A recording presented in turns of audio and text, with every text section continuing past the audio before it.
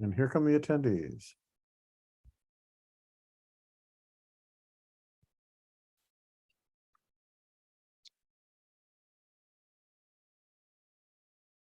Good evening. It being 6:31 p.m. on December 7th, 2022. I call this meeting of the Brockton Conservation Commission to order. The meeting is being conducted remotely in accordance with the extension of the governor's order suspending certain provisions of the open meeting law, Mass General Law, Chapter 38, Section 20. Real-time public participation and comment can be addressed to the Conservation Commission utilizing the Zoom virtual meeting software for remote access. If you wish to comment during a public input portion of a hearing, please use the raise your hand function to be addressed at the appropriate time. For those of you joining by phone only, please press *9 to raise your hand. A copy of this recording will be posted on the city's web pages. All votes will be done by a roll call to ensure count accuracy. Please note that the discussion of all agenda items should be limited to 15 minutes each to ensure timely progress throughout tonight's agenda. Let's see. Commissioners, in order to establish quorum, could you please announce your first and last name? Laura Beekler here. Ruby Clay here. Joyce Boris here with 3 commissioners present. Quorum is present, and the meeting will proceed.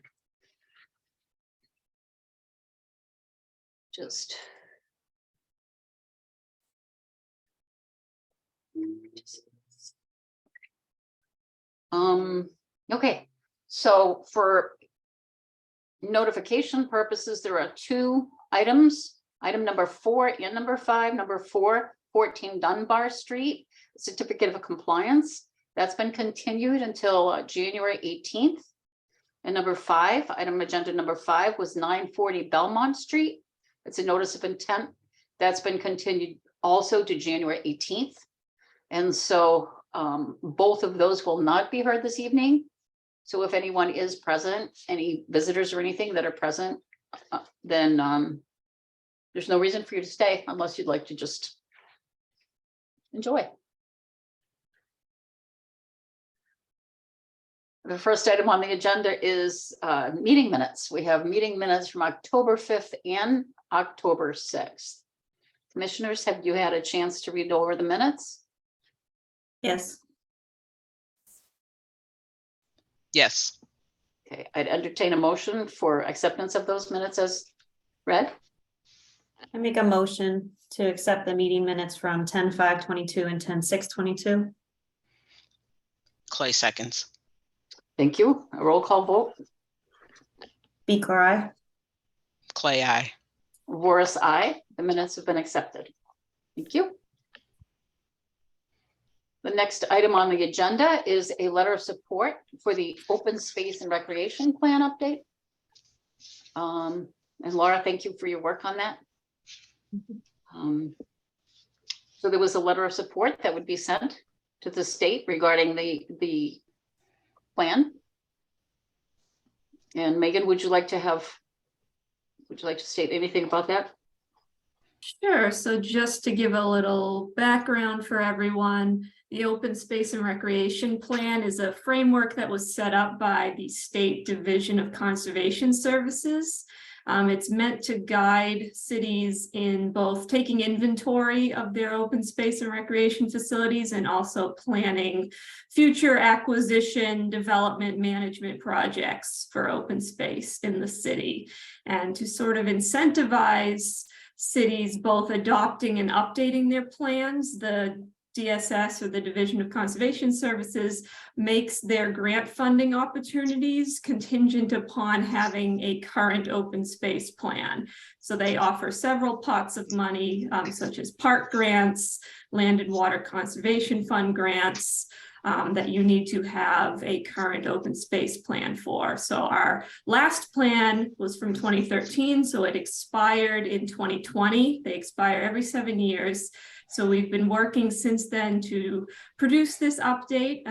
Laura was our representative from the Conservation Commission in the working group. So we went through the public input process to assess our needs, we developed 8 new goals and a 7-year action plan that outlines what the city can do to help achieve those goals. So once we have our letters of support, we will be submitting this draft to the state for their acceptance and approval, and then it will become our open space plan for the next 7 years. Thank you, Dr. Shea. And what do you think is the timeline for the actual submission and acceptance? Our timeline was to submit for the end of this year. So it looks like we're on track for that. We have all of the required sections. We are just filling in section 10 with our letters of support and any public feedback we might get. The draft is posted online on the city website and on the Open Space and Recreation Plan Facebook. There is an email address that members of the public can send comment to if they wish, but the only requirement is that we have all 10 sections, which we have, and so we should be able to submit to DCS shortly. Is there a deadline by which the public has to respond by in order for it to be included in the comments? Technically, there's no deadline until it is accepted by DCS. So once we receive feedback from DCS, we'll probably have a better understanding of when the final draft might be accepted. But for now, we assume we'll be submitting to DCS by the new year, but we won't get feedback from them, probably for at least a month or so. So the plan will not be finalized until we go through the feedback process with DCS as well. So there is time for additional feedback. Okay, good. In case anyone is interested, good. And it is really a lovely read. It really is. We're very well done. Thank you. Thank you for all your hard work. Thank you. Okay, so now on to our regular agenda items. The first agenda item would be an enforcement order update for Claremont Avenue.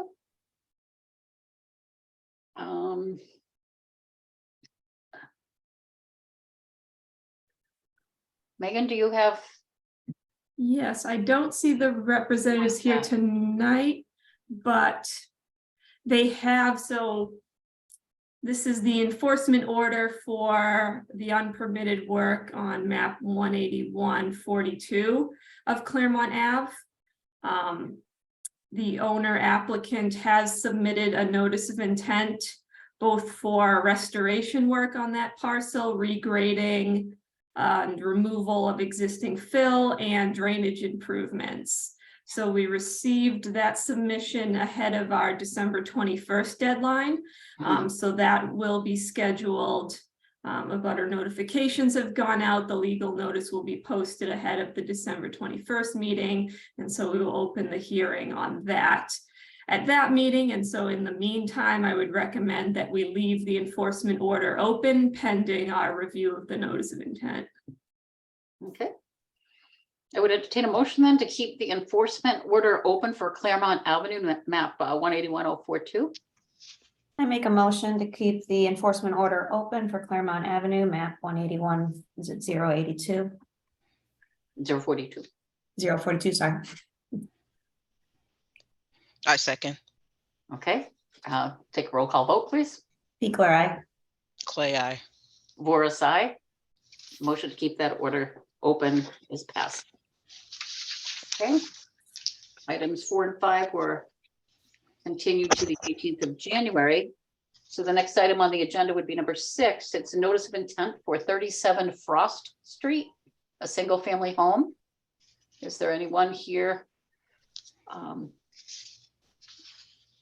An applicant present? Yes, so Brad Holmes is here representing the applicant. Right home. And Good evening, members of the commission. Hi, how are you? Hi. Hey, Mr. Holmes. One quick question, the file number and the abutter notification, Dr. Shave, have those been accepted?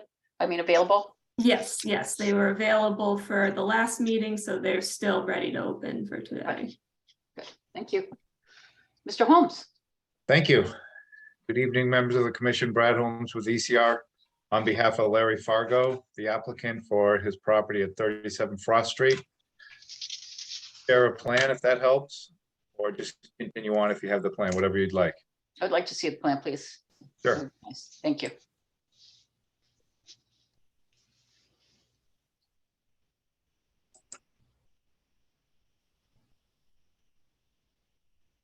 Can the commission see the site plan? Mhm. Great. Yes.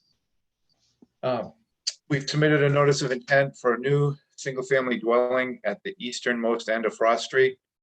There's a bordering vegetated wetland located to the east. As you can see, a very small piece of the wetland actually clips the lot. There's the 100-foot buffer zone associated with the bordering vegetated wetland. And this general vicinity is also located within the FEMA flood zone, bordering land subject to flooding. However, this site has received a letter of map amendment from FEMA to confirm that the project area is not within the flood zone. What we're proposing to do is to construct a new dwelling. The site is an undeveloped lot. It's partially open, kind of maintains as a field-ish. You do have a brush line leading into the wetland system. We're proposing a single family dwelling with a foundation. As you can see, there's grading associated with the house. Proposed driveway and utilities would come off of Frost Street. The work is able to stay more than 25 feet from the limit of the bordering vegetated wetland. There would certainly be erosion controls installed prior to the start of work and maintained. So we're looking to kind of construct a house in the neighborhood similar of stature of the surrounding, and it's located solely within the buffer zone. There are no wetland resource area impacts associated with the project. Any questions you may have? And how far is it from the 25-foot? The house is, if you see this line, the house is 44 feet from the lot line, which is just about the edge of the wetland. That would probably be the closest point or so. 25-foot buffer zone is here. This is the grading associated with the proposed yard and the dwelling. Okay.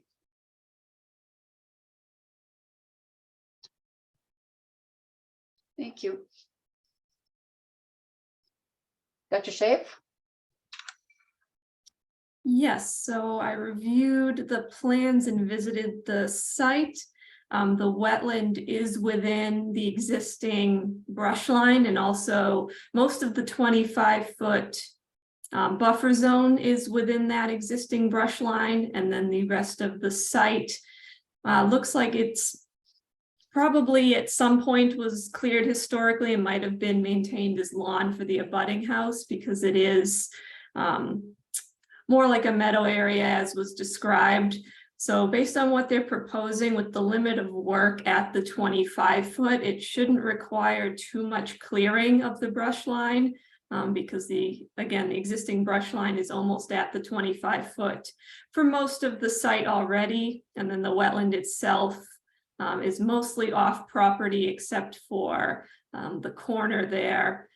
In terms of the impacts to the buffer zone, the house, it's not a large house. I think it's only 800 something square feet in the footprint. So in terms of clearance, generally our benchmark is we like to see at least 15 feet around the entire house between the house and the limit of work to allow for soil stockpiling and maneuvering of heavy equipment. And this proposed house, it is more than 15 feet around all sides. So I didn't notice any clearance issues for maneuvering during construction. They are proposing some regrading, but the grading in general is mostly within a foot of existing grades. So we wouldn't expect there to be substantial amount of fill brought in or need to do any significant stockpiling on the site. And also I did confirm, reviewing the letter of map amendment does confirm that the project area has been removed from the floodplain according to FEMA. So it is no longer a resource area that we're considering. So it is just looking at the buffer zone impacts. So based on that, I think the commission has sufficient information on this plan to issue an order of conditions. I would recommend we include our standard special conditions along with 2 additional special conditions, one being our permanent Brockton limit of work, do not remove markers installed every 15 feet along the approved limit of work prior to the issuance of a certificate of occupancy for the house. And then also that no sump pump or basement dewatering system shall be installed without commission review and approval. So those would both be continuing conditions in the same way that the standard no pesticides, herbicides condition is included as a continuing condition as well from our standard list. Okay, commissioners? Any questions, comments? I'm good. Nope, no questions for me. Okay.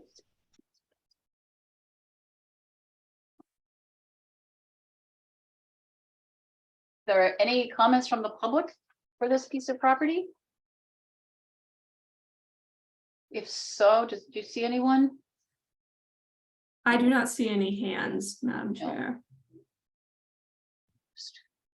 I think you could, if you could not share your screen, Mr. Holmes, that's fine. Thank you so much. Thank you. And there are no hands raised at this No. time. Okay. So I entertain a vote to close the hearing. I make a vote to close the hearing. I second. And a vote to issue an order of conditions with the special conditions outlined. Do we need the vote on the closing the hearing? Oh, I'm sorry, that's right. Yes. I'm sorry. Yeah. Okay, the vote for the closing of the hearing, please. Beekler, aye. Clay, I. Voris, aye. That vote passes. Now the vote for the order of conditions. I make a motion to accept to issue a notice of intent with the conditions outlined by the commissioner. Dr. Schaub for 37 Frost Street. So the motion is second. made to issue the order of conditions. Is that correct? Yes. Okay. I'm sorry. second. Okay, I thank you. second. Thank you. Roll call vote. Beekler, aye. Clay, I. Voris, aye. Motion passes. Thank you very much. Thank Have a you, good Mr. night. Holmes. Thank you. The next item on the agenda is an update on an enforcement order as well as notice of intent for the property found at 1330 Pleasant Street. A single family house with improvements. Is the applicant present? Yeah, we have the representative for the applicant, Azui Taniro is here.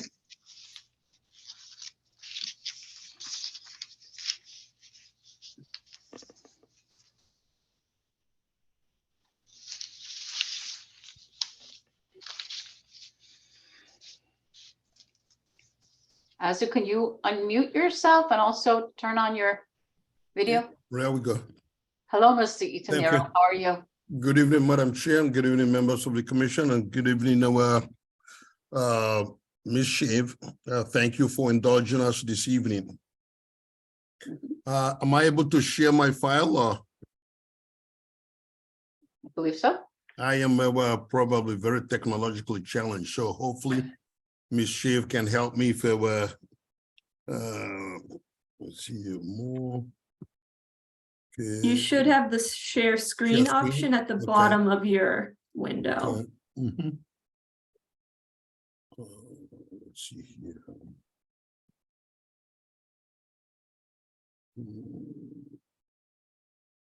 Downloads. And the file number and a butter notification have been confirmed. Is that correct? Yes, Thank you.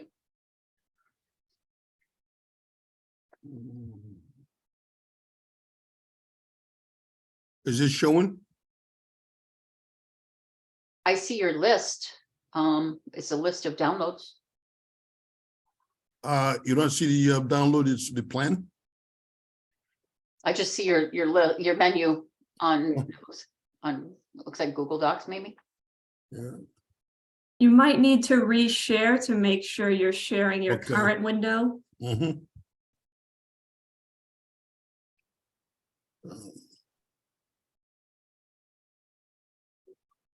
Is that working now? Oh, yes, Okay, yes, thank you. thank you. Okay, so Madam Chair and the members of the commission, we were contacted by your Mr. Gomes in response to the enforcement order that was issued by the commission. Mr. Gomes requested that we assist him in preparing a notice of intent, and that's what we have done. We had our Ken Thompson, our wetlands biologist, go out and flag the wetlands resource as directed by the commission in its enforcement order. And we updated the plans to reflect the wetlands delineation. We reflected all the proposed work. I will submit that in the interim, while we were working on preparing the plan, Mr. Gomes did indeed remove the gravel that he had placed on the property as directed by the commission. He removed that and planted grass in that area. Right in this area here, I've shown 3 locations right here where my cursor is, and down through here, as well as down in this area here. And what I've done is provided zoomed in on that so that this area here is a detail of what you see here. And this little area here is a detail of what you have here. Mr. Thompson prepared an invasive species removal specification, and then as well as a planting schedule for revegetating the areas that were disturbed in the 25-foot buffer zone. And we revised the plan to reflect our, Ms. Shiv had asked that we, let me back up here. So the genesis of the violation that actually resulted in the enforcement order was, quite frankly, a miscommunication between Mr. Gomes and his prior consultants. He had an idea of what he wanted to do, but there was a breakdown. And so when he contacted us, I said, well, Mr. Gomes, the commission approves a specific plan, and you have to go by that approval. And so I said, you need to show and reflect everything that you're proposing to do so that the commission is cognizant of what you're proposing to do. And if the commission sees it favorable to approve it, then that's what you're gonna go by. So what we are showing down in this area here is a shed that he proposes for his tools. And one of the comments that Ms. Shiv had made in that submission relates to the construction of the shed, and that the shed, as we had proposed it, was going to encroach a lot into further deforestation of the buffer zone. So we moved the shed of about 30 feet, 25 feet northerly to reflect our response to that comment. We've also along this area here, you will see the proposed conservation markers. Even though right here is the 25-foot buffer zone, per Ms. Schiff's comments, we've moved the proposed conservation markers to this area here to reflect the actual limit of work that was proposed. And so that's what we've done. And then those conservation markers will continue right through here and up in this area here and then down to here.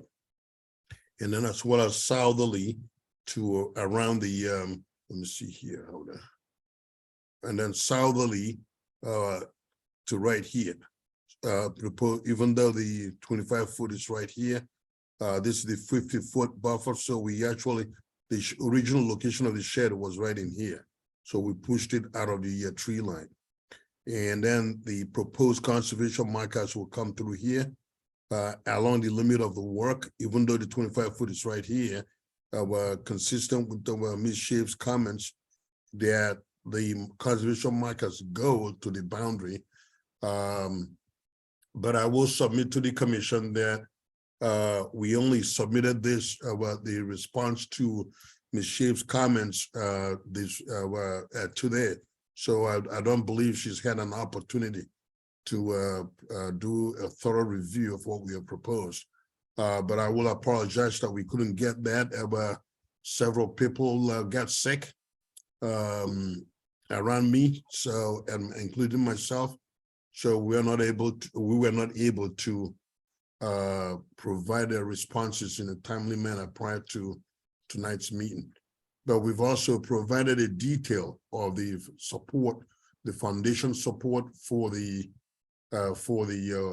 shed, and that will be on sonotubes so that it will be elevated off the ground so that you wouldn't have, it would actually be 6 inches above ground so that you will have, and I showed a detail right here.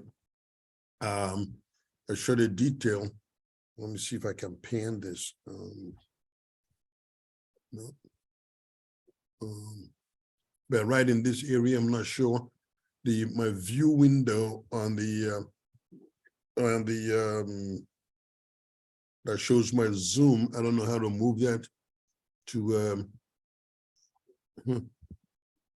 show the detail that I want you to like to show you. But so maybe I can minimize this. No. Can you see the details on the right-hand side, right about where my cursor is? The sonotube detail? Yes. Mhm. Oh, okay. Because I'm not sure how to move my move my zoom. You know, my zoom window is blocking that view for me. Yeah. I don't want to mess it up because I'm not too good at operating this stuff. But in that detail, you can see that I'm showing that there's a 6-inch space between the bottom of the shed right here, the right where the tip of my cursor is, and then the finished ground. And the reason for that is so that you any wildlife like rabbits or what have you will actually be able to move and actually take shelter from bigger predators like hawks. So then you notice that the tube itself is 3 feet below grade, and then underneath that will be a 12-inch stone support for the sonotubes. And the reason for the stone is to provide for response to any frost heave and to for water to be able to move around the footing without undermining the footing. And so I think Mr. Gomes would like to make amends, and I think what you're seeing here is the totality of what will be happening on the property, and we'll be respecting your buffer zones. If you notice right in here, other than the work that's already been done here, and once we restore the 25-foot area that's been disturbed, you will note that most of the work will be outside, outside of that buffer zone. Mhm. The pool itself, it'll be primarily the pool company. We provide the pool water, and then at the end of the season, they will come and pump it and prepare it for winter season. Mhm. And then during the use of the pool, it will be filter cartridges that will be used. So there will not be any need for backwashing the pool and then they were discharging. And we would not be adverse to the commission if it chooses to approve the project. We will not be adverse to the commission putting a perpetual condition that says no backwash discharge on the property. Mhm. Mhm. I would think it's such a delicate area. There's so Yes. much, it really is. It's a beautiful piece of property as far as wetlands are concerned. Yeah. Mr. Itanero, what's the dimensions, the final dimensions of the shed? Is it 30 by 30? 30 by 30, yes, ma'am. So will he have heavy equipment in there or? Well, no, it's a lot of ladder about his kids. He has 6 kids. So a lot of his kids' equipment will be in there. Yeah. Mhm. And he won't need anything, he won't need any way to get into it as far as a drive or anything to get into Oh, it? no. Lawn? No. Because if you notice, right in here, we have a proposed wall to separate it from the pool. Yeah. So it will be accessed by foot. Okay, Yeah, it'll be accessed by Okay. foot. okay. Dr. Shave? Any comments or? Yes, so just to reiterate what we've talked about, so the plan we're looking at now is the updated plan that responds to my recommendations from my November 9th report. And again, we did receive our copy of this plan today. So I took a quick look and I can say that it does look like my comments have been addressed. I do recommend that the commission consider continuing this hearing to the December 21st meeting, just so that you can take a closer look and confirm these changes. And then also to give the commission time to draft proposed special conditions for a potential order of conditions, because we've got a number of steps involved here in terms of new construction, remediation work. So I think we should make use of the time. We've got about 2 weeks until the next meeting, the December 21st. We can draft and consider some special conditions to make sure that the ongoing work is carried out in accordance to the plan. Mhm. Commissioners, any questions? No, I don't have any. I don't have any either. Okay.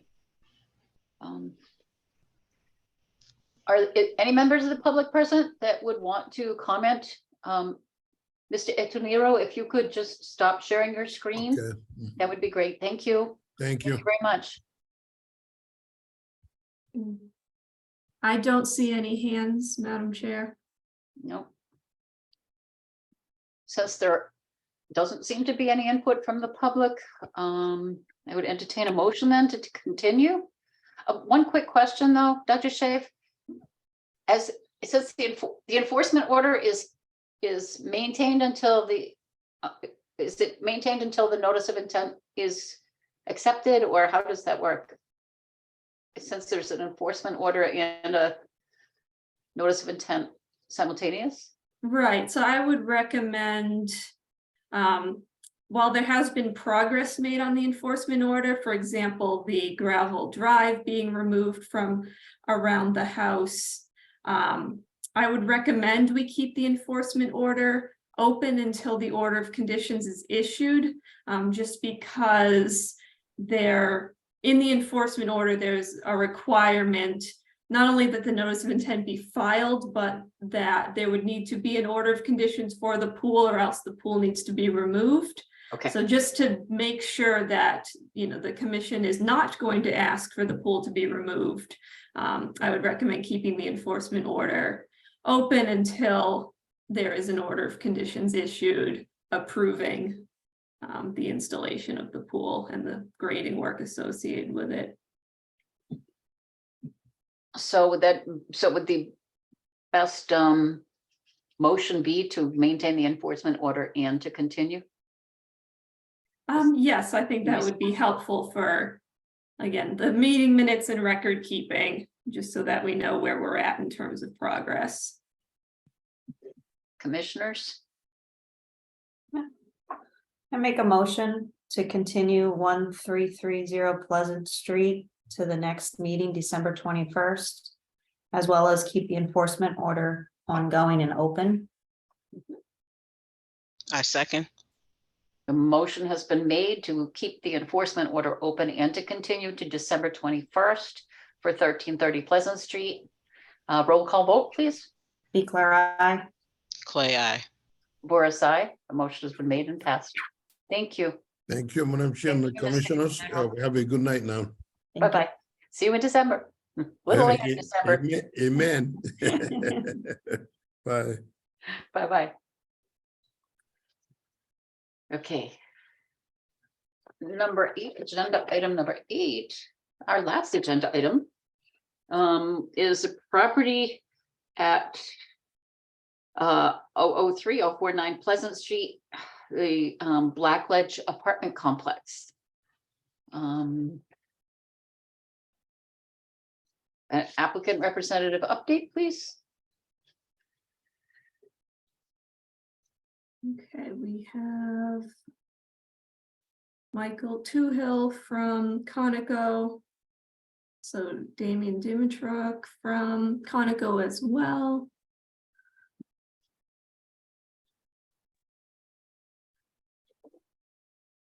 Hello, Mr. Toohill. Hi, good evening, Madam Chair. How are you? Fine, thank you. Good. Mike Toohill from Conoco Engineers and Scientists. Damian Dimitruk is also from Conoco, joined with me. I think our update tonight is brief. We have presented and answered the questions from both the commission and from your agent. We've had this project peer reviewed by Beta. Beta agrees with the design as designed on the project. We've heard from representatives for a person in the area represented by Hill Law Firm and their consultants that they disagree with our interpretation of the data, and we disagree with their interpretation of the data. So I think we're in agreement that we disagree at this point. I'm not sure exactly what else to say. We've answered all the questions. We're in compliance with the Wetland Protection Act. We're protective of the resource areas. We're doing work in the buffer zone. We have more than 50% offset from groundwater beyond what's required by stormwater design standards. We designed it according to the standards. So I'm really not sure where else to go with this, Madam Chair. Mhm. I did attempt to tune into the Conservation Commission for Easton last night. I noticed that it had been continued. At the request of the commission, Mhm. Mhm. yes.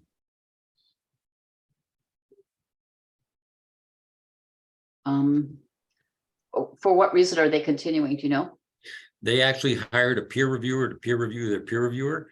And so we were waiting for Ecotech, Art Allen from Ecotech, who's a wetland scientist who I've known for years, to give a report. He's given a letter to the Easton Conservation Commission, and actually Art and Jennifer and I have a meeting coming up, I think it's on Tuesday, to talk about Art's letter, because I was a little confused after reading the letter. I know Megan, I think, has the letter as well. It kind of said two things. It took both sides. It said you can't use some of the indications of groundwater that we use, and another place it said you should use some of the indications of groundwater that we use. So I have to have a discussion with Art and figure out where it's coming down. But the bottom line is, regardless of that, we're under the Wetland Protection Act. We're protective of the resource areas. So we can all argue till the cows come home as to whether or not this site needs to be raised by a foot or lowered by a foot or anything else. It doesn't matter. All of the proposed project is in compliance with the stormwater standards and in compliance with the Wetland Protection Act. Mhm.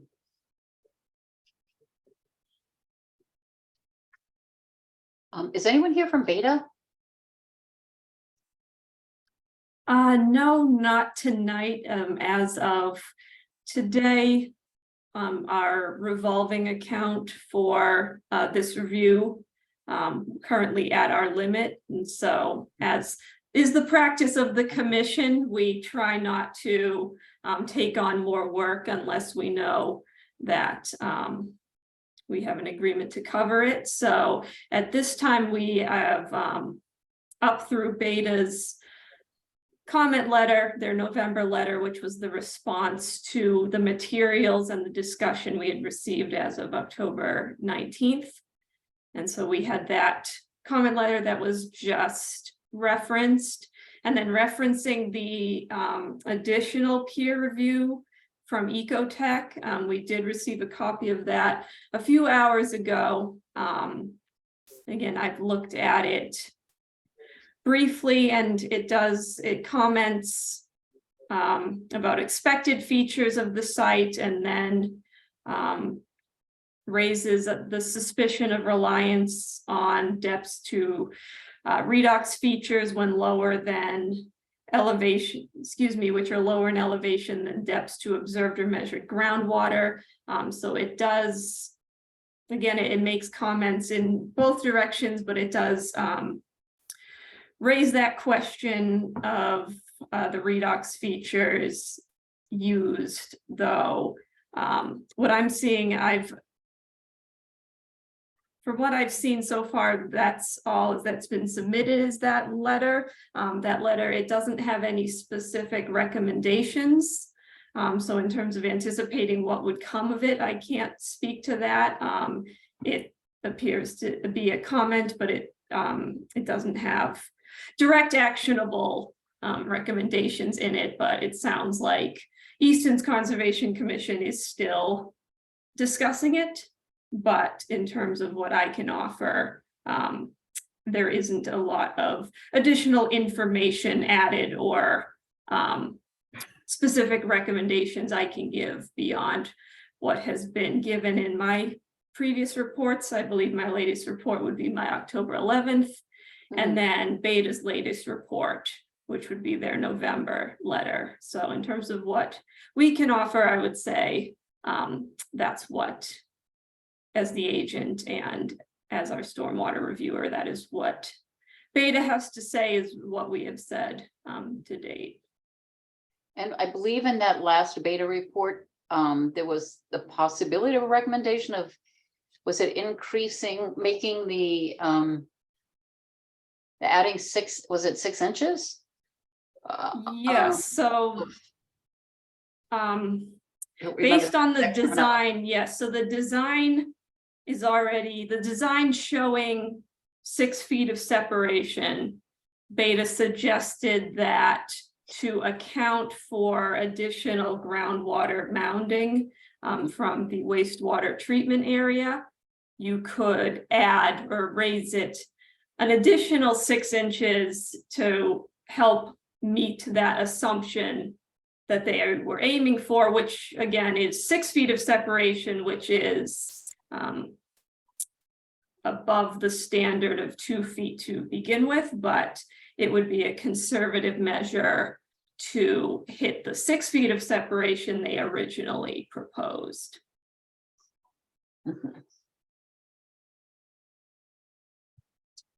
Mr. Toohill, Mr. Dimitrik, is that something that you would entertain? Damien, I'd like you to talk about that because I know you've got some concerns from a design standpoint. Yeah, so the extra, I want to say it's 6/10 of a foot, so that's why 6 is getting thrown around a lot here. So we have 6 feet of separation from estimated seasonal high groundwater associated with the redox features for the system. We are 50% above the required minimum of 4 feet of separation. So we have significant amount of separation. Adding 6/10 would, add more separation to the additional separation we currently have. So I would prefer not to do that in our design due to these are very large, 4-foot tall chambers. They're made of plastic. They are, they are rated for traffic conditions. But given that we already have more than enough separation. Raising those up, it reduces the amount of cover over those chambers, given the, you know, the size of them and their plastic ability. Keeping that additional cover for me is more significant to the design than, you know, raising another 6 inches or, you know, 6/10 of a foot from my already increased elevation, raised elevation. I would rather have that 6 inches of cover for buffer, you know, constructability, and, you know, additionally those loading onto those plastic chambers. Again, the chambers are designed to have traffic conditions on them, but additional cover is only going to help support that. And, you know, increase the stability of those chambers from traffic, you know, over the top. So as much as I understand the recommendation that we could raise it, you know, that extra 6/10, you know, and not disturb the rest of the grade, it is not in my preferred design to do so. Mhm. Dr. Shave? Again, in terms of that comment, I mean, I defer to Beta Group on their suggestion. I mean, in terms of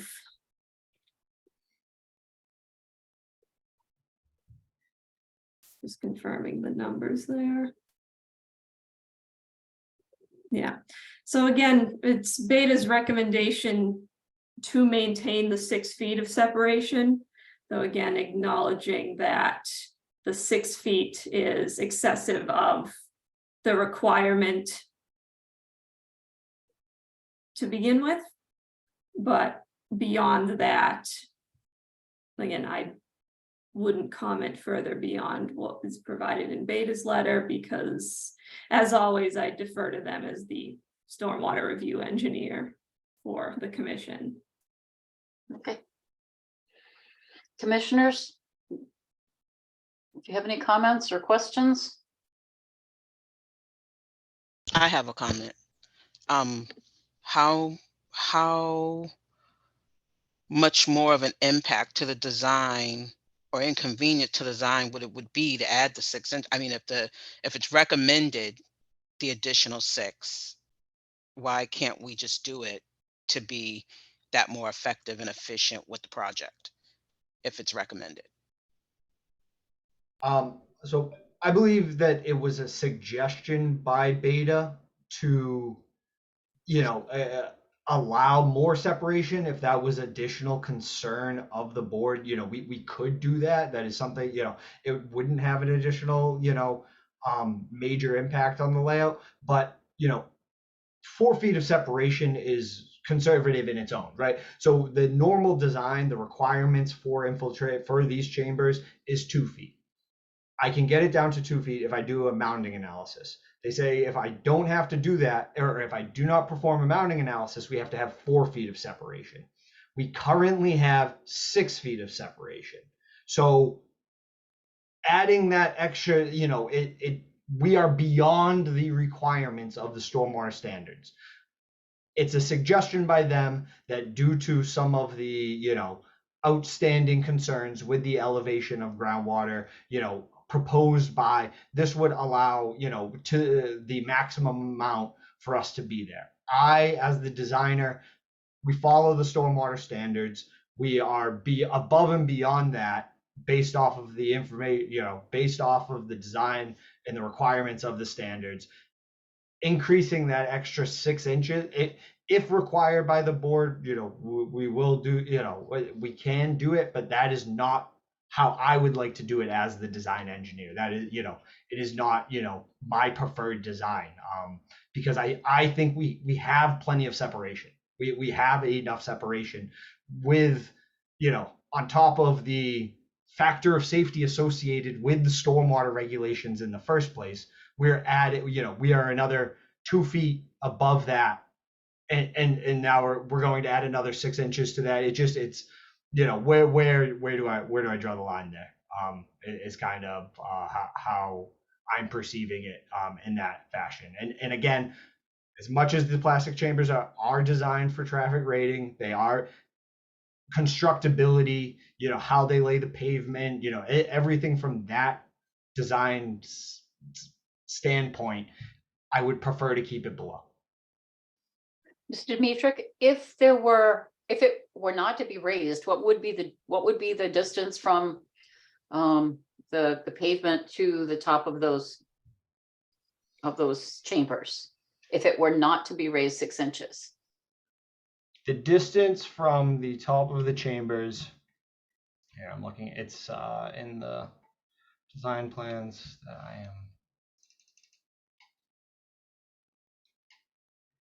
I'm just confirming.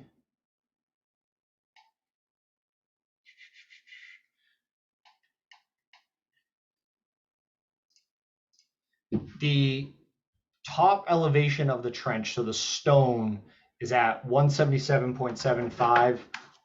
That there's about 2 feet at the lowest point in the roadway. It's our approximate finished grade over those is 179.90. And then minus the 177.75, gives us 2.15 feet of separation. So if we were to raise it, you'd only have 1.5 feet of separation. So it is tight. Between the paving and the top of that system? The top of the trenches, there's crushed stone that goes on top of the, there's a base stone layer, and then there's stone that's on top of those, and then there's the base pavement layers and cover and certain things that are required there. Again, per Beta's design, and I haven't myself actually even gone through that in much detail because I am sticking by my design. We can raise it another 0.6 of a foot. So, but again, the cover is it is tight in the first place. 2 feet is not significant as well. Okay. Commissioners, any other questions? Mr. Toohill? I have just one more comment. Did DEP weigh in on Question. their concerns, or I know they were waiting on the approval from the last meeting. Has DEP weighed in at all?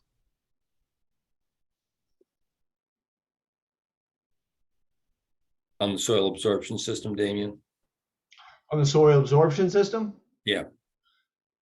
So the soil absorption system at the front of the site, we're still working with DEP regarding their concerns with the mounding analysis and their perception of how that would impact, if it would impact the wetlands. It is a discussion of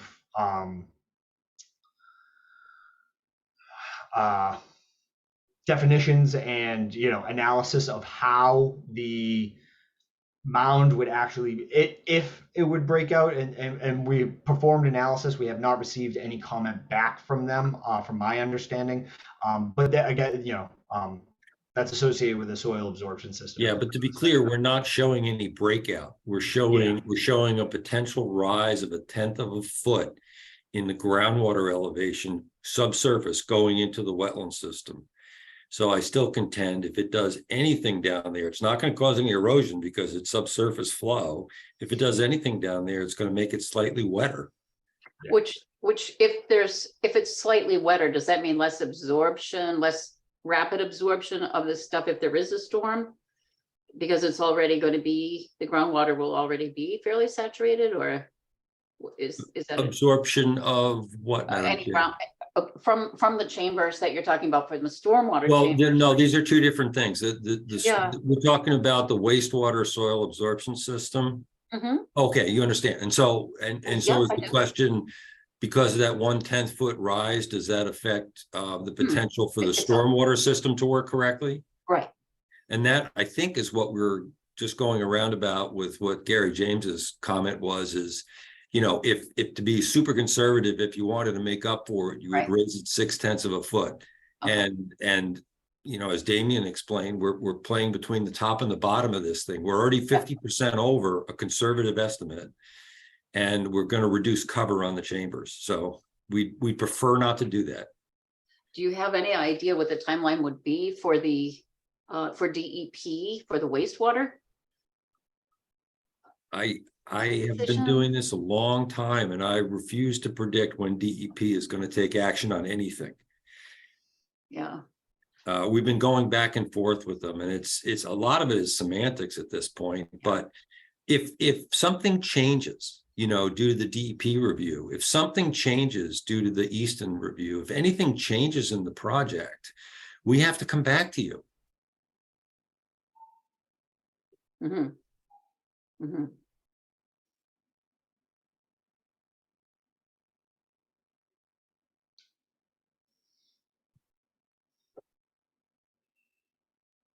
Are there any members of the public? I think I see a hand. Two hands. Yes, so I will start with Elizabeth Pyle from Hill Law.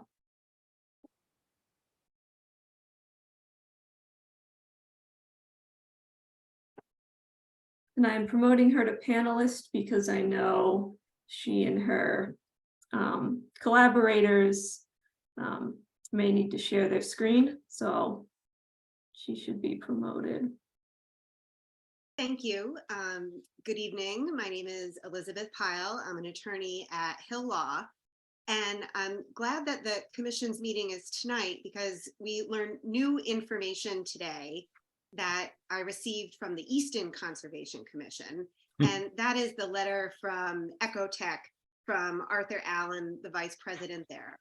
Now, the Easton Conservation Commission retained Ecotech from their own funds to do a third-party peer review of the groundwater data and of our consultants' review letters. That's Dr. Mike Mobile and Scott Horsley's review letters out of their analysis. And that letter was sent to us today, and I forwarded it to Dr. Shave.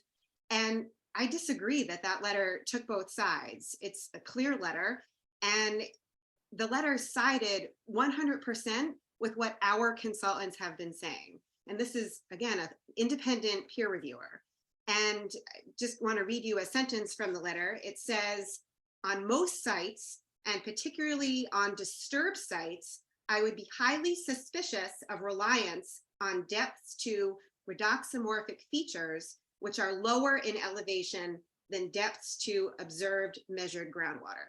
And that is what we've been saying, that the reliance on redoxamorphic features to establish seasonal high groundwater here are highly suspicious. That's Ecotech's words.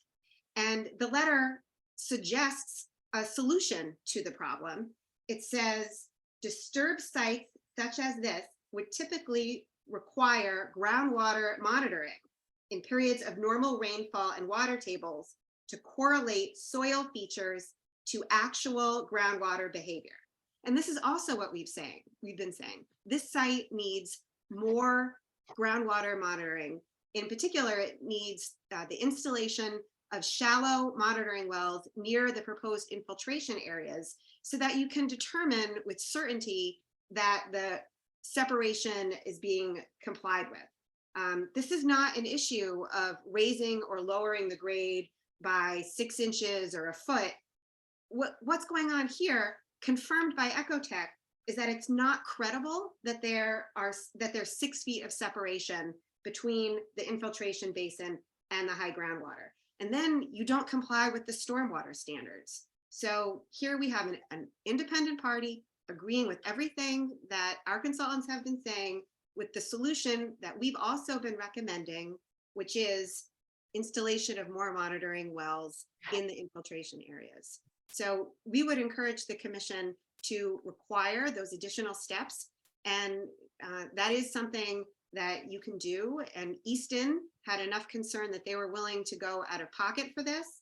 And Easton has not considered it yet because this just came in. So we would ask that you require that monitoring before you decide the issue tonight.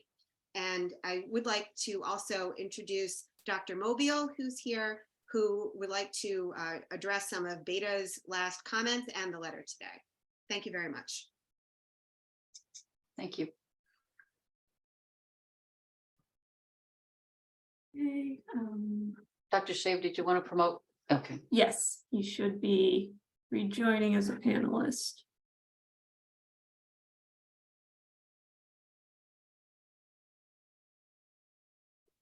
Dr. Mobile, Good no more evening. than 10 minutes, okay? Yes, thank you, Madam Thank Chair. I'm just trying to share my screen here if I can. Bear with me for one moment, please. All right. All right, hopefully you can all see my slides now. Good evening, everyone. Michael Mobile of McDonald Morrissey Associates this evening, presenting at the request of a budget proposed project. I just have a handful of slides to run through quickly this evening. But before I do, I do want to touch on the letter that we've been talking about from Ecotech. Certainly aware of it. I've read through it, saw it this morning. What that letter does is it does a few things, and I think Ms. Pyle summarized it quite well. First and foremost, as Liz said, it validates what we've been saying, myself and Scott Horsley, relative to our concerns regarding the use of the redoxamorphic features to establish the estimated seasonal high groundwater condition here. Talked about this in my letters. It's a critical threshold upon which these designs are built, and if you don't get that right, it's simply a no-go in many cases, especially if it's set well or significantly low. So it's a big issue. The letter also, in effect, by validating what we've been saying, it invalidates what Mr. James has been saying in his reviews, that the redoxamorphic feature approach is fine. It certainly is not. That letter is abundantly clear on that fact.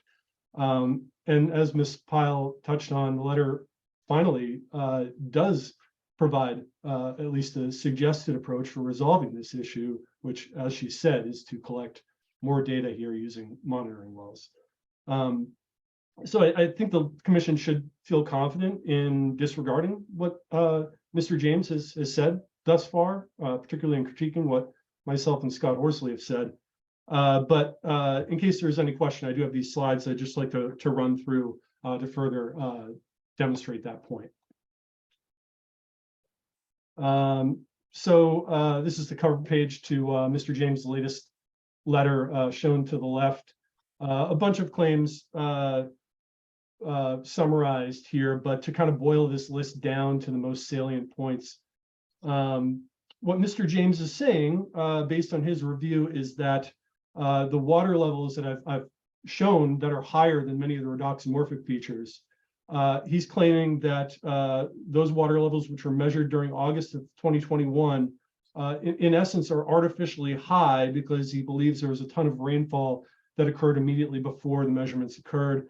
He claims it's more than 1.5 inches that fell right before or during the day that those measurements were obtained. Now, what's unsaid there is precisely how he believes that rainfall would cause the water table to rise in a way that's inconsistent with the definition of the estimated seasonal high groundwater condition, but that's sort of neither here nor there. Now, he also says that there's no artificial high encountered when test pits were dug on site during October 26th of 2020, because there was no recent rainfall before the digging of those test pits. So in that case, where the test pits were dug and they found weeping water levels, they were below the elevations of the estimated seasonal high groundwater condition, or excuse me, of the redoxamorphic features that were observed in those test pits. So on this basis, he concludes that the redoxamorphic feature approach is fine for establishing the estimated seasonal high groundwater condition. Now, I have to admit, I struggle with Mr. James' logic here, but I believe that's somewhat irrelevant because his analysis of the available data is so significantly flawed, and I can show you that here on the coming slides. So in evaluating rainfall conditions at the site, what Mr. James did is he simply took cumulative daily rainfall that was measured at, I believe it was Norwood Airport, and he came up with this 1.5 inches because if you add together what was reported as falling on the 22nd and 23rd of August 2021, that's what you come up with. Well, what's true is that there are a couple of maintained private weather stations in the area that are much closer in proximity to the site that record precipitation data on a much higher frequency temporally. And that's what I've plotted here on the right. Those stations are pointed out On the left-hand side here, you can see where the site is. So these are very close in proximity. There's a third station, but that actually had an incomplete data set during this time period in question. But what you see on the right-hand side is on the y-axis, the precipitation rate recorded at those weather stations. You can see the date on the x-axis here, and you can see where the 22nd begins, where my cursor is, the 23rd begins, and then we're up to the 24th at the far right-hand side. And the orange and blue lines show those measured rates at those two stations over time. And what you can see is that there was a touch of rainfall on the 22nd, reaching up to about a ½ inch per hour rate. But the bulk of the rainfall that fell during that period occurred, and the dashed lines show it was the likely period when measurements would have been made at those monitoring wells on site. So I'm actually being really aggressive here in saying that they might have been made between midnight, between the 22nd and 23rd, and I believe this is 6 p.m. on the 23rd. So the daylight period, the working period, the measurements would have occurred before the bulk of that rainfall fell. So the simple fact here is that rainfall effect is well overstated by Mr. James' approach. Almost all that rainfall fell after the measurements occurred. So the logic that some major rainfall event is artificially raising these water levels so that they're higher than the redoxymorphic features, first of all, it doesn't make much sense to begin with, but it's not even correct based on the data.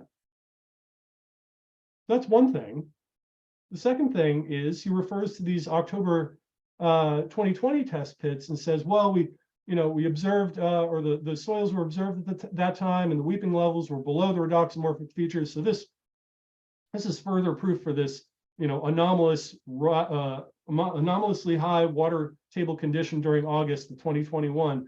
Well, what he fails to recognize here in his single factor analysis, thinking about rainfall only, is that there's also an antecedent condition that needs to be considered. That is, where was the water table in a more general sense at the time of measurement? It's not just did rainfall fall or not in a binary sense. It's could it have been extremely dry and then you didn't get any rainfall, so the water table was low to begin with? Well, that's exactly what we see if we look at the water level measurements at this USGS well in Norfolk. So just a bit north of the site. You can see the measured, I've converted this to elevation. So this is groundwater elevation measured at this monitoring well on the y-axis.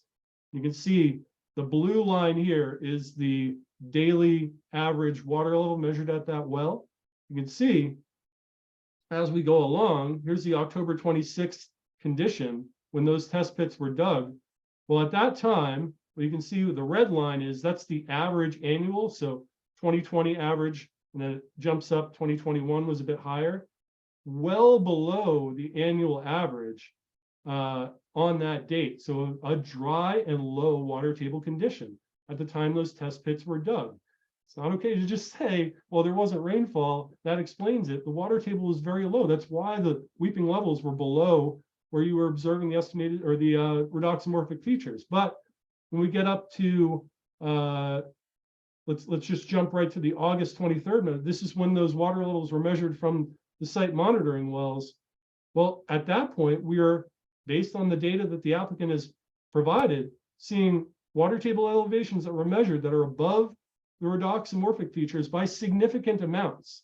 So I hear the Mr. Toohill and Mr. Dimitrik referring to, plenty of buffer, we're 50% more conservative. You don't know where the estimated seasonal height groundwater condition is, so you can't make those claims to begin with. When those water levels were measured and they've been compared to the redoxymorphic features, the water table is still below a seasonal average based on the Norfolk data. And yet we're seeing water levels, when you compare locations that coincide spatially, water levels that are approaching multiple feet higher that were measured in monitoring wells than the elevations or the redoxymorphic features on the southern portion of the site where the stormwater infiltration is proposed. So this is a significant difference that's simply being ignored. So this slide is really just an item by item response. I don't need to go through this in detail. Again, I don't follow Mr. James' logic. I don't see how his theories make any sense here, but looking at preceding rainfall and using unrepresentative data to do so, as he does, it's clearly an unreliable form of a single factor analysis that accomplishes nothing here aside from further demonstrating the validity of my stated position that the redoxamorphic features are unreliable indicators of the estimated seasonal high groundwater condition. And simply put, more information is needed here to produce a reliable estimate. You can't claim that you're abiding or agreeing with the stormwater requirements if you don't know where the estimated seasonal high groundwater level is. Okay, thank you, Dr. Mobile. You're welcome. Thank you. I believe there's one more hand up. Another- Yes, I believe we have an abutter. See if I can. So Felicity Kagan should be able to talk. Yes, here I am. Hi, Felicity. Hi. Can you see you see me? Okay, here we are. I live at 75 Union Street, Northeastern, abutting 91 Union Street and abutting the Wildlands Trust at the bottom of the Wildlands Trust. And I have noticed an altering of the wetlands on my property or the floodplain and the wetlands on the Wildlands Trust. And can you see this map? No, Let me see. Dr. Shape, can you? Let's see, I will need to, What do I? yes, with the chair's permission, I can promote Felicity to panelist. It's fine. Yeah, Okay, So that way you can share, you can screen share. okay. stuff here. Join as panelist. Okay.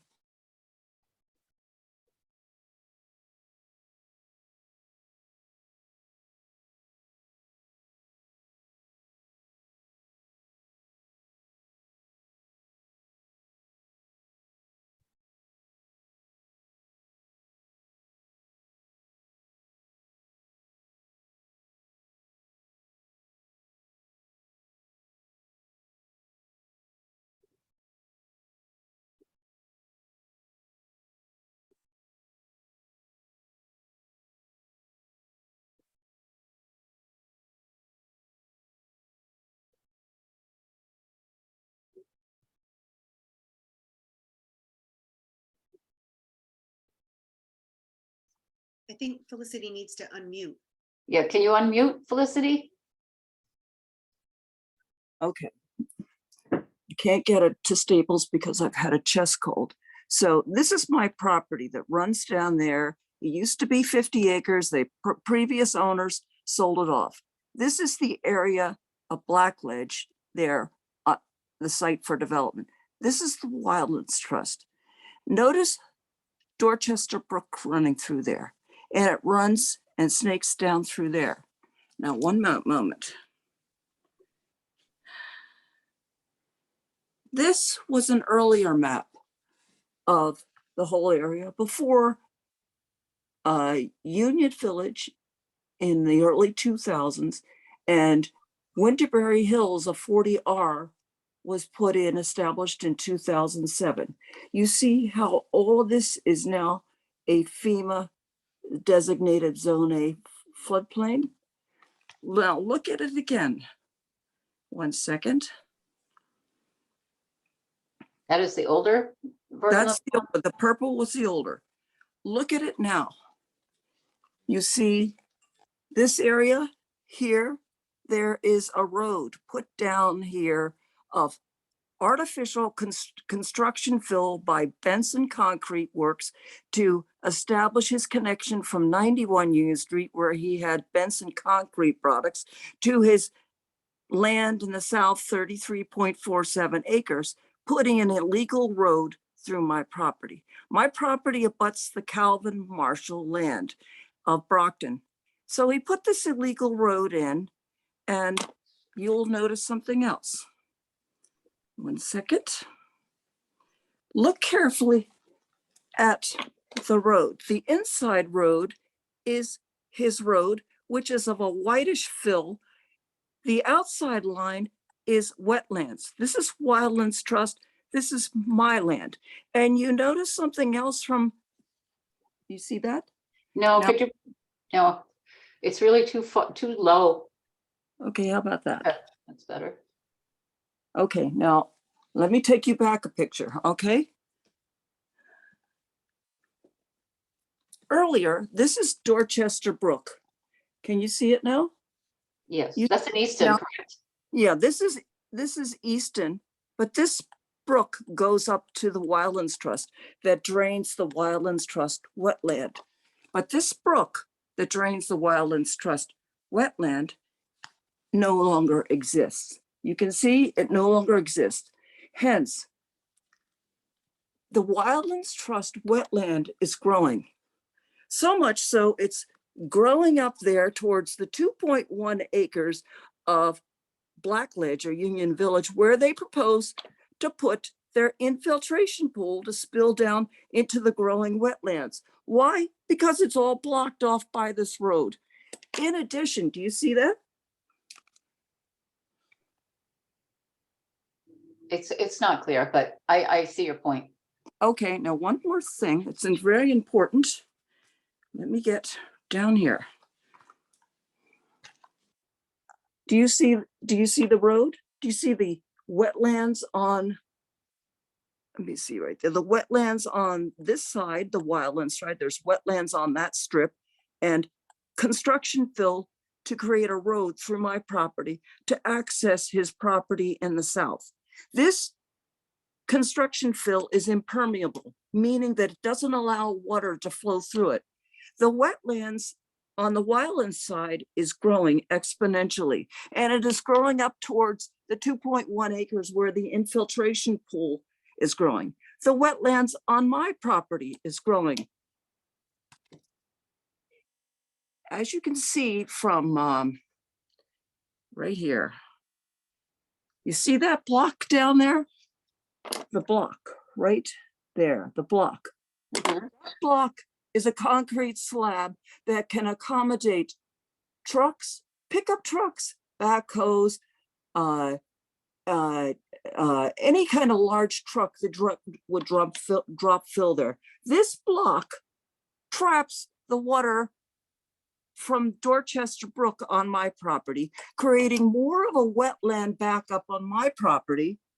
And also the road prevents the water coming from Wildlands Trust side to drain into the Dorchester Brook from that original brook I showed you.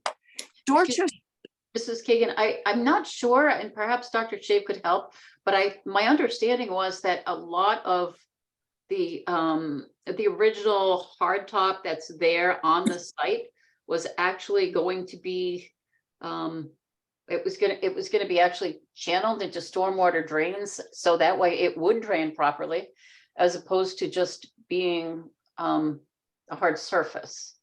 what hard surface? Are you talking about the road that splits my from the Calvin Marshall land, which was in my deed? My land goes right up to the border of the Plymouth County line, Calvin Marshall Farm, and that's now Wildlands Trust.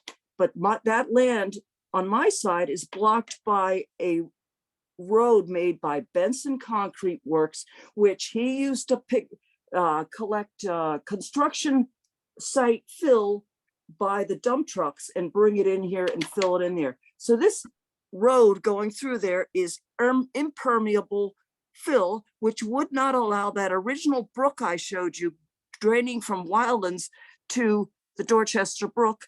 The Dorchester Brook can't flow south much through the 95 Union Street because of this big concrete slab. Therefore, all the water in Wildlands is now being backed up and growing further north towards that 2.1 acres part of Blackledge, where the infiltration pool is on the easterly side of Blackledge.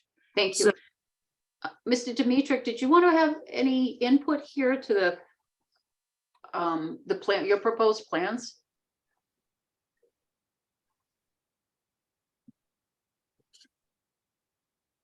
I'm not even sure if this is part of our Brockton conservation issue. Madam Chair, if you'd like, I can give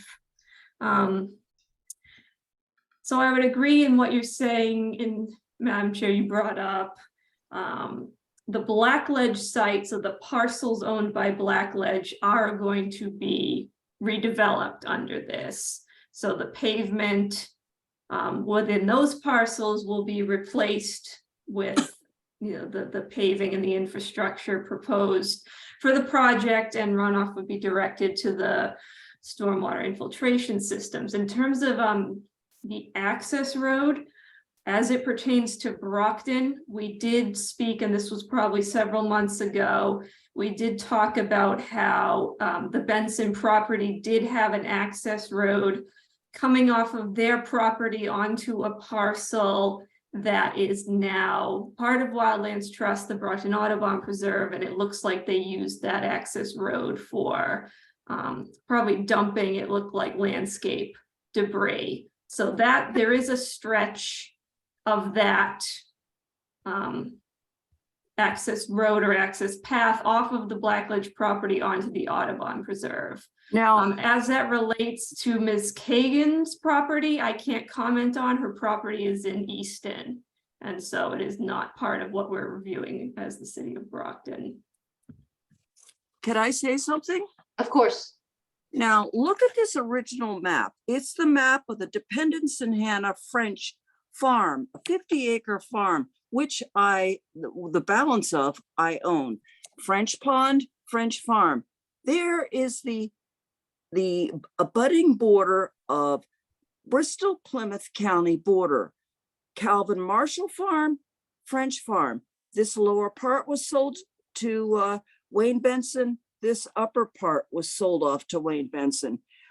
My property still maintains its original border along the border of Wildlands Trust.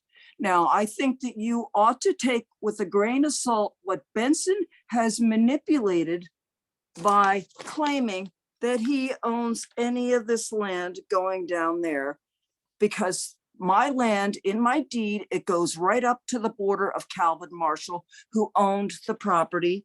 As it says right there, the property owned by Calvin Marshall, right there.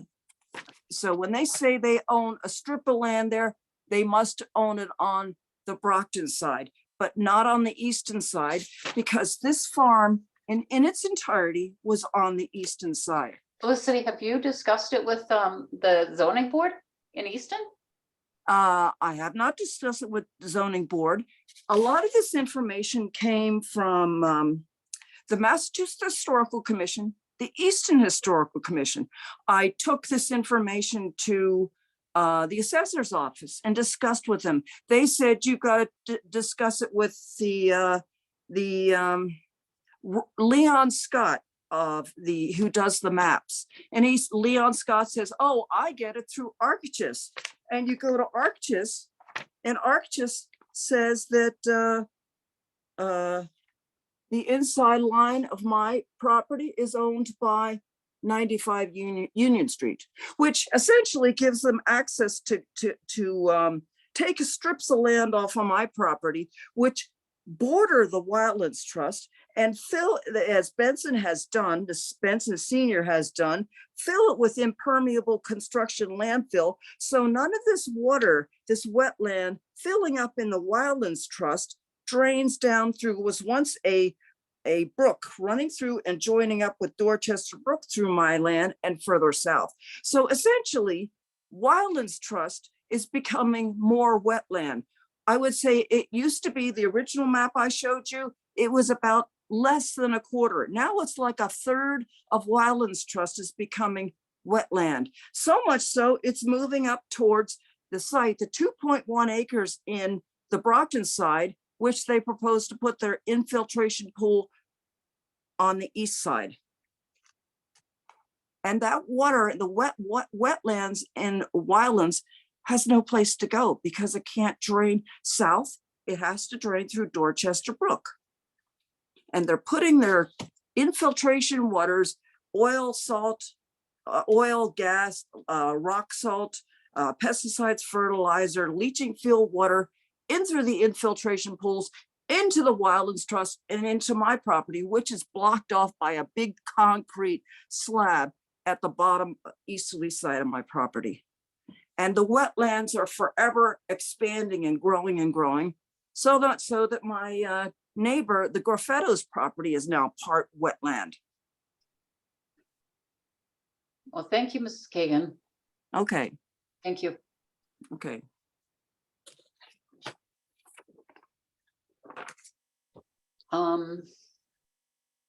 Commissioners, do you have any questions? Is there anyone else from the public that feels as though they need to be heard?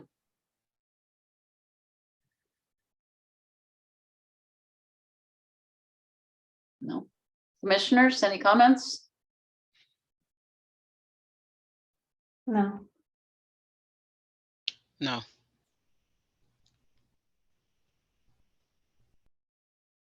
I am just a little not concerned, but I feel as though we haven't had a chance to even see that letter from Ecotech, or I haven't even heard about it until just during this meeting.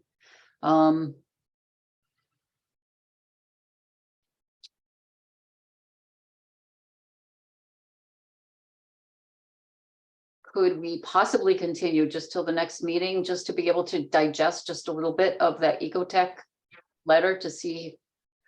Or commissioners, it's really your call. I am in agreement as well. I'd like to see the letter, just to get additional information. It's just difficult when we get things at it right at the very last minute. Correct.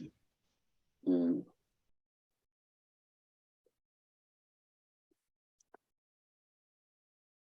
Is it in the file already? Dr. Shave? Yes, it has been added to the file again. I received it this afternoon. So there hasn't been much time to consider it, but also the commission will want to consider, again, this is a letter coming from an additional peer reviewer for the Easton Conservation Commission.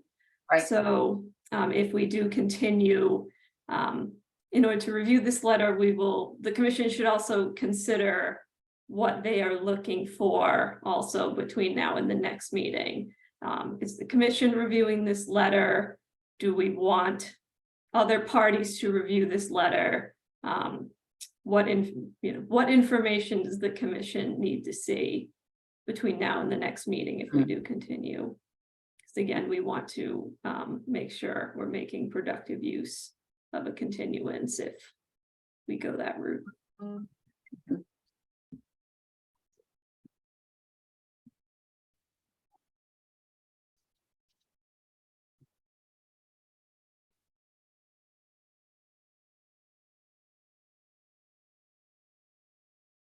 Megan, quick question. Would Beta weigh in on that additional letter that came from the third party from Easton? Would they have any insight in reviewing that in consideration? I mean, certainly Beta as our consultant will review anything we give to them. Again, right now, our revolving fund is maxed out for this project. And so I think it's been determined the town of Easton hired their second peer reviewer out of their own budget. So it may come to that if Brockton Conservation Commission wants to continue doing additional review. We would expect that it could be coming out of our own pocket as well. I believe we do have those funds. But again, in terms of what information you would like me to relay and who to relay it to. Again, if you want Beta to review the Ecotech comment letter and provide a follow-up, we can certainly do that if you think that's going to give you, as the commission, the closure information that you need as the Brockton Concom. Madam Chair, may I? Of course. I'd like to talk about this letter for a moment. First of all, it does not talk about anything specific to the site. It does not make any specific recommendations as to what should or should not be done on the site. Ms. Pyle read part of the letter. I'd like to read another part of the letter. The preceding paragraph to the sentence that Ms. Pyle read, and the sentence she read said, on most sites, and particularly on disturbed sites, I would be highly suspicious of reliance on depth to redoxamorphic features, which are lower in elevation than depths to observed/measured groundwater. The paragraph prior to that says, and talks about disturbed sites in the previous sentence, then it says, in general, the highest levels of observed groundwater will be lower than the depth of redoxamorphic features because the uppermost redoxamorphic features are indicating fine pore water, aka capillary rise above the groundwater versus free groundwater. Except in periods of flooding, it would be highly unusual to find observed/measured groundwater levels at elevations higher than the depths to redoxamorphic features. So you can see why I was a little confused and why I'm going to have a conversation with Art, because in 2 sentences, he says exactly the opposite thing. And nowhere in this letter does it say that you should be putting more monitoring wells on this site. There are no recommendations. So there's nothing specific about this site in this letter. It's a general discussion about, you know, what you see in groundwater wells, what you see for redoxamorphic features. I don't think it adds anything to the discussion. I do want to talk to Art about it because it's in front of the Easton Conservation Commission as well. But this was for the Easton Conservation, and Mike, you can laugh all you want, but this is what the letter says. And it doesn't add anything to this discussion. And we respectfully request that you close this hearing tonight. The applicant does not want to agree to another continuance.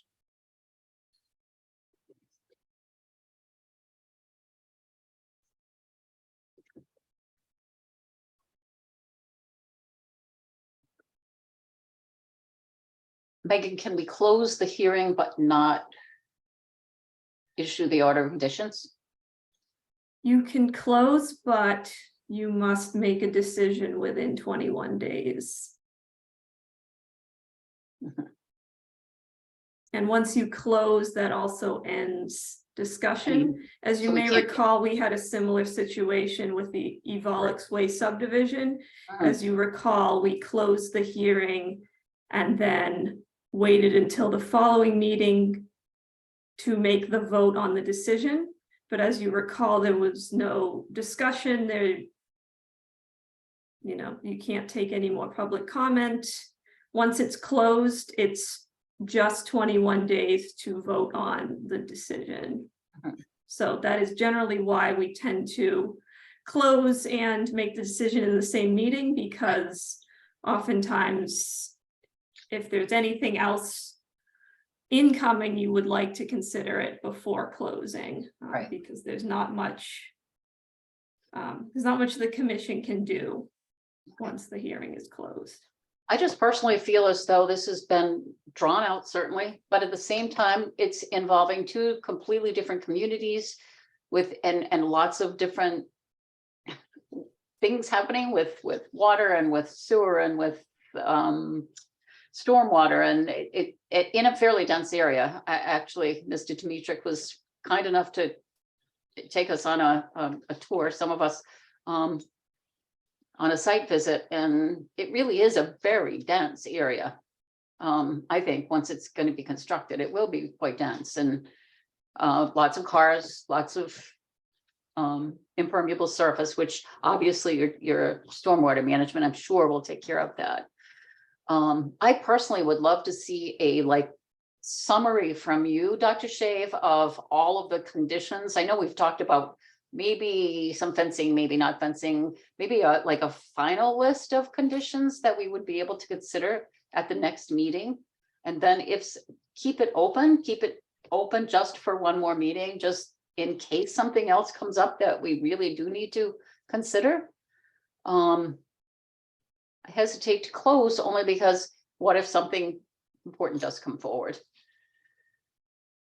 Well, I would say, I mean, my recommended special conditions at this time would be the same as from my October report. So those would still be my recommended special conditions. Beyond that, in terms of anything changing, I think this has been mentioned previously. If information comes out and the design does have to change, if either the Easton Conservation Commission requires design changes or Mass DEP requires design changes as a result of their permit for the wastewater, then if an order of conditions has already been issued by the Brockton Conservation Commission, it would need to be amended. So ultimately, we It would would come still back and- see changes. Mhm.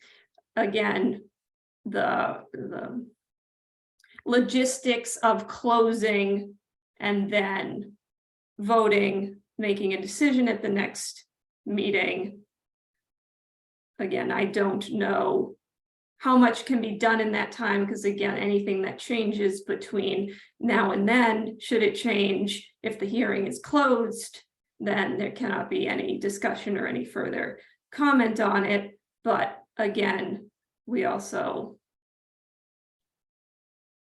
in practice, if the applicant does not want a continuance and would like a vote tonight, then the commission can vote on the information they have tonight, because as you know, it's the commission, once closed, the motion that you make does not have to be to issue an order of conditions. So as you know, when we issue WPA Form 5, you can either check off that it is approved, or you can deny, either based on a project cannot be conditioned to meet the standards of the Wetlands Bureau, the regulations of the Act, or it's denied because the information provided was insufficient to describe impacts under the Wetlands Protection Act. So again, once the hearing is closed, the commission will be making a decision, and the decision has to be one of those three votes, essentially, whichever motion a commissioner makes. So at this point, the commission, if we want to take any other comment now, so that we have everything that we're saying as of tonight, and then decide if the commission is going to close in the case of if the applicant will not continue. So I know we've got, Madam Chair, some hands raised again. Yes. If the commission wants to take those comments now before discussing closing. That's fine. Thank you. I just wanted to clarify a little bit in terms of what your options are now. If the applicant does not want to continue the hearing, you can close the hearing. There can't be any public discussion or new submissions into the record, but you would have time to review personally the information that's already in your record, which includes the Ecotech letter. And then the commissioners can discuss amongst themselves at the next hearing before the vote. So you can discuss it even if the public can't comment. And I would suggest that if you take that route, that you also just can be aware that even though Beta was the commission's peer reviewer, you're not bound to follow Beta's recommendations. You have the authority to take all the information that was presented to you, including from Ecotech, including from Dr. Mobile, including from Scott Horsley, and you can pick the recommendations that you find the most credible. And where Beta's analysis has really been discredited, we would ask that you follow Mr. Horsley's and Mr. Mobile's analysis as confirmed by this Ecotech letter. And I still don't see how the Ecotech letter is confusing. I think that it supports what Dr. Mobile has been saying tonight with the proposed suggestion here that groundwater monitoring will solve these issues. So we would ask that you deny the project because the estimated seasonal high groundwater has not been reliably determined based on the information that you have before you. So thank you very much. And I see that Dr. Mobile has his hand raised too. I do. I just want to respond quickly to what Mr. Toohill attempted to creatively interpret from that letter. It's saying exactly the issue out loud. You shouldn't see measured groundwater levels that are at a higher elevation than the redoxamorphic features if the redoxamorphic features are indicative of a seasonal high groundwater condition. Thank Do we you. see that here? We Thank you. do, which renders them unreliable. The entire design flows from this seasonal high groundwater condition, and it's particularly relevant to the system that's proposed on the Brockton line. So this is a key issue for this commission to consider. The entire design would have to change if that issue, or if that level is significantly higher and starts requiring additional analyses, or it perhaps doesn't meet the minimum offset. That could have major ramifications. Okay, thank you. Thank you.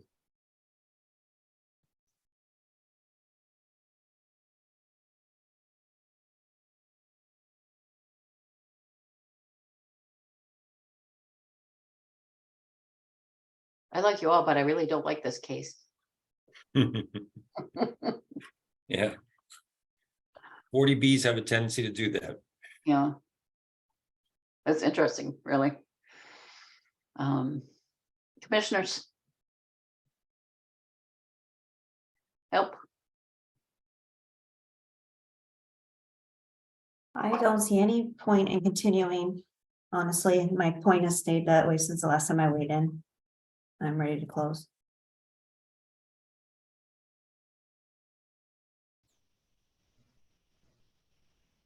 Ruby,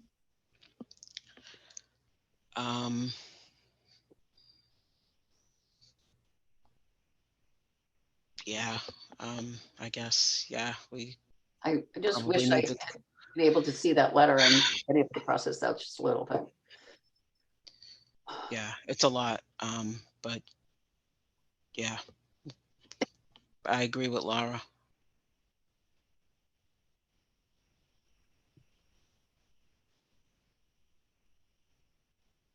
Okay, Laura, you'd like to make a motion?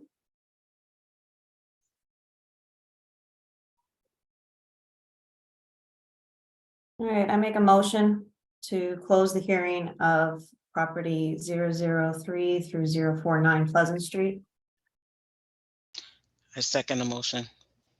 A motion has been made and seconded to close the hearing on the Blackledge complex on Pleasant Street. Roll call vote. Beekler, aye. Clay, I. DeVoris, aye.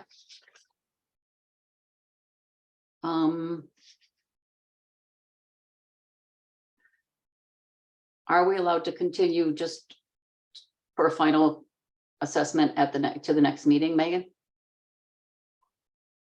Yes, we have, so because it's December 7th. The commission could take its vote on its decision at the December 21st meeting if we don't have a motion tonight. But of course, if someone wants to make a motion tonight, they can do so, but it's up to the commission.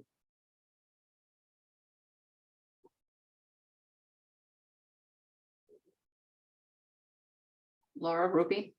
I would prefer to vote at the next meeting if that's all right with you. I don't know how you feel about that. I make a motion to vote at the December 21st meeting for the Blackridge apartment complex. So on 003-049 Pleasant Street for a final vote on a notice of intent. On the order of. I second the motion. Okay, motion has been made and seconded. Beekler, aye. Clay, I. Boris, aye. Okay, motion is passed. Thank you.